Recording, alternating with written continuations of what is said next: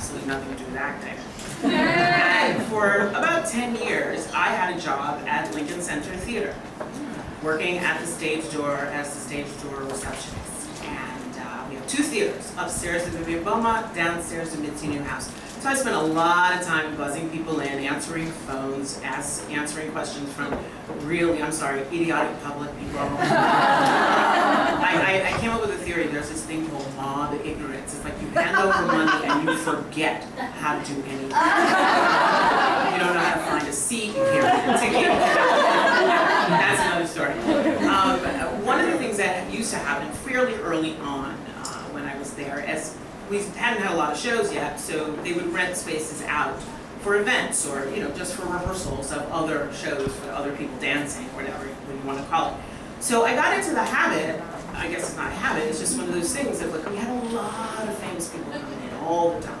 Celebrities here, celebrities there, everybody coming in and do something. And I had to let them in, and I had to say hello and how are you and everything. But one of the things that I do really well is treat everybody like a person. I don't give you anything special. I'm nice to you. I'm very open and happy that you're there and everything, but I'm going to treat you all the same. I don't care who you are. Okay? So that's what you know about me. I say this because one of those times they rented out the space to a bunch of, bigwig Hollywood movie, we're going to do a play kind of people. And they wanted to have, at the time, a lot of celebrities to be in this play reading that they were going to present for 4 performances, invited audience only. All the invited people were going to be celebrities, so you get it. Okay. Anyway, so they had to come in, they had to rehearse and everything, and this was around the era of when, for all of those of you who are very young, of the cast, there was Sean Penn, Madonna, Eric Bogosian, Lorraine Bracco, Harvey Keitel, all of those kind of people. And this is when, for those of you who are very young, when Sean Penn and Madonna were married to each other. So you didn't know that, right? They were married. When they were married to each other. And whereas I treat everybody the same, it was very interesting to observe watching them holding hands, walking down the hall, whatever, talking to each other, mum, like that. They didn't really know how to deal with people that weren't, working for them or something, but that's another story too. So, I give you an example of how I treat people. Here's how it goes. They said one time, there's going to be an event downstairs, we're waiting for this particular person to come in. Has he gotten here yet? And I'm like, no, I'll call you from up where I am to where you are downstairs, let you know when he's here. Person finally walks in and says, hi, I'm Dick Cavett. I said, hi, I know you're Dick Cavett and you're great. He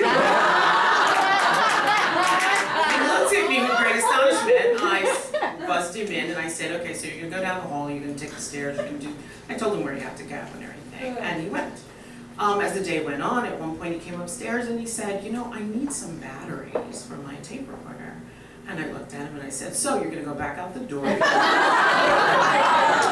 going to walk to Broadway. There's a hardware store there. There used to be hardware stores on Broadway, people. In Midtown, I should say. And you're going to get the batteries. And he, again, looked at me like, are you going to get them for me? And I didn't say a word. And I let him go out the door and get the batteries. He came back. End of day, he comes up to me and he goes, I want to talk to you.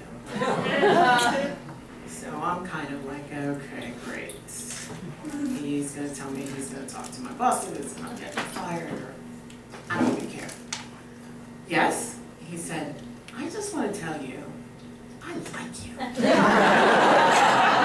I said, oh, okay, thanks. I like you too, I guess. He goes, no, you don't understand. I came in and I was late and you told me. I wanted batteries and I wanted you to get them for me. You told me where to go. And you would coddle me. You treated me just like anybody else. And I really appreciate that. And I said, well, I'm just doing my job, And he goes, no, that was great. I loved it. And I'm like, okay. So now you know how I really treat people. I'm always nice, but I just, I don't coddle. So the big event happens. there's Harvey Keitel, there's Madonna, there's Sean Penn.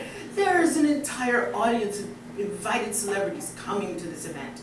Well, the nice thing was that because we had put up with all of their mishigas, all the time they were rehearsing, they invited the staff to the matinee of this reading. There were 4 performances, Thursday night, a Friday night, a Saturday and a Saturday night. So we got to go to the matinee. So I'm like, okay, I'll get all dressed up and everything. I'm gonna look cute. I don't really have to work, so I just get to enjoy whatever this thing is gonna be. So I came down, it was in the new house. So I go downstairs to the new house, and who's sitting in the lobby but Danny Aiello. Now, Danny, you need to know, was in a show upstairs at the Beaumont. So of course my first response is, I go over to him, I say, what the hell are you doing down here?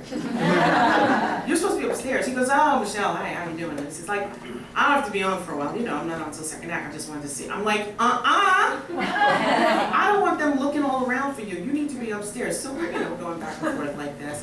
And the other thing you need to know about Danny is he always had what we would call, I guess in this day and age, a little entourage. He always had like little guys.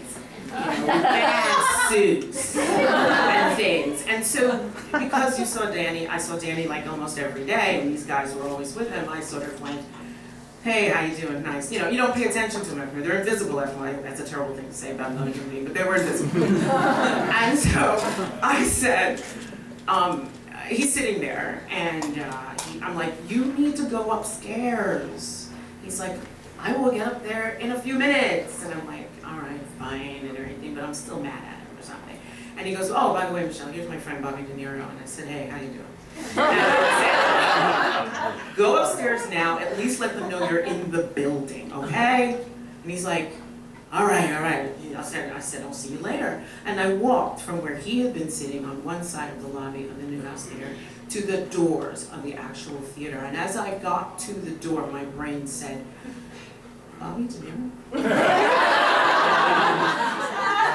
Robert De Niro? Oh, no. Okay, so don't turn around. And no, God, you cannot go back. That would be so uncool. Like, you know, come on, you'd be like, ah! No, that's just wrong. And part of me's like, well, how come you didn't recognize him? And I'm like, well, you know, he has a beard and a full goatee, and his hair's pulled back black in a ponytail, and he's wearing all black. How was I supposed to know it was him? Okay, what am I gonna do? You're gonna go to your seat. Because that's what New Yorkers do. We're just too blasé about everything. So I go and find my seat because everybody else is coming in because this reading is about to start. And I go and I sit down next to one of my coworkers and I turn to him and I said, oh, I said, Robert De Niro's here. Where? I said, he goes like, wait. I'm like, shh. He was talking out loud with Danny and yeah, he's here. And he's like, where? So the two of us, of course, start looking through the whole theater. Like, okay, so where is he? Where is he? Where is he? And it turns out he's sitting in the row right in front of me. And he's looking straight at me. And he's got a big grin on his face. And I have to say, oh, you finally figured it out. And I said, I sort of smiled back, nodded my head, turned to my friend and went, oh my God.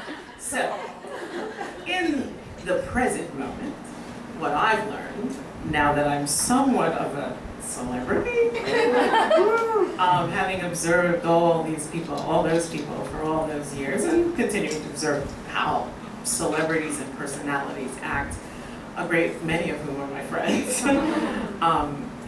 I've learned 3 things. One is be yourself. That's one. Because most of the really good ones, they are just acting like themselves when you encounter them. 2, always be polite.